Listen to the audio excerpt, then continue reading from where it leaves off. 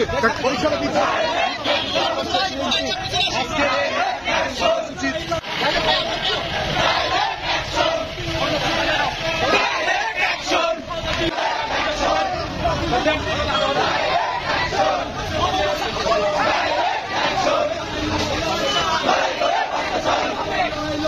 সাতই জানুয়ারি নির্বাচন কমিশনের অধীনে এবং দলীয় সরকারের অধীনে এই নির্বাচনের নামে তামাশা চলছে। এই নির্বাচনের সঙ্গে এই দেশের জনগণের কোন সম্পর্ক নেই।